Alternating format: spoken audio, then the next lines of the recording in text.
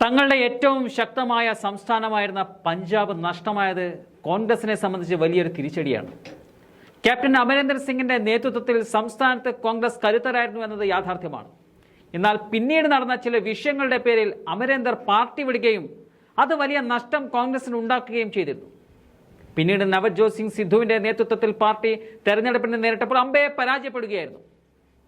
അതേ തുടർന്ന് ആം ആദ്മി പാർട്ടി അധികാരത്തിൽ വരികയും പഴയ ഒരു കേസിന്റെ പേരിൽ ഒരു വർഷക്കാലം ജയിൽ ശിക്ഷ അനുഭവിച്ച പഞ്ചാബ് കോൺഗ്രസ് മുൻ സംസ്ഥാന അധ്യക്ഷനായിരുന്ന സിദ്ധു ജയിൽ മോചിതനായി നീണ്ട നാളുകൾ പൊതുമണ്ഡലത്തിൽ സജീവമായി ഉണ്ടായിരുന്നില്ല.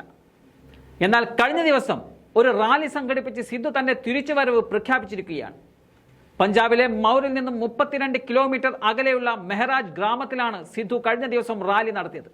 ആ ഗ്രാമം എന്ന് പറയുന്നത് ക്യാപ്റ്റൻ അമരീന്ദർ സിംഗിന്റെ ജന്മനാടാണ്.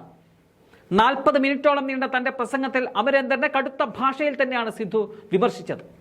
സംസ്ഥാനം ഭരിക്കുന്ന ആം ആദ്മി പാർട്ടിയെയും സിദ്ധു വെറുതെ വിട്ടില്ല. 2 വർഷത്തോളമായി തുടരുന്ന ആം ആദ്മി ഭരണത്തിൽ പഞ്ചാബിലെ ജനങ്ങൾക്ക് നൽകിയ ഒരു വാഗ്ദാനം പോലും നടപ്പിലാക്കാൻ കഴിയാത്ത സർക്കാരാണ് ആം ആദ്മി സർക്കാർ എന്നുള്ള വിമർശനമാണ് സിദ്ധു ഉന്നയിക്കുന്നത്. ലോക്സഭാ തെരഞ്ഞെടുപ്പിൽ ആകെയുള്ള 13 സീറ്റുകളിൽ മുഴുവൻ സീറ്റുകളിലും ആം ആദ്മി പാർട്ടി മത്സരിക്കും എന്നുള്ള വാർത്തകൾ പുറത്തു വന്നതോടെയാണ് സിദ്ധുവിന്റെ തിരഞ്ഞുപിടിച്ചുള്ള വിമർശനം എന്നതും ശ്രദ്ധേയമാണ്. നിലവിൽ കോൺഗ്രസിന് 8 എംപിമാർ ഉള്ള സംസ്ഥാനമാണ് പഞ്ചാബ്. BJPക്ക് 2ഉം ശിരോമണി അകാലിദളിന് 2ഉം ആം ആദ്മി പാർട്ടിക്ക് 1 സീറ്റുമാണ് നിലവിൽ പഞ്ചാബിലുള്ളത്.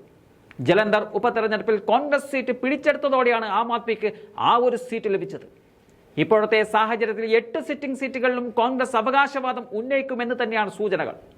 ഈ സാഹചര്യത്തിൽ സിദ്ധുവിന്റെ വിമർശനങ്ങൾ വിരൽ ചൂണ്ടുന്നതും കോൺഗ്രസിന്റെ നിലപാട് എന്തായിരിക്കും എന്നതിൽ തന്നെയാണ്.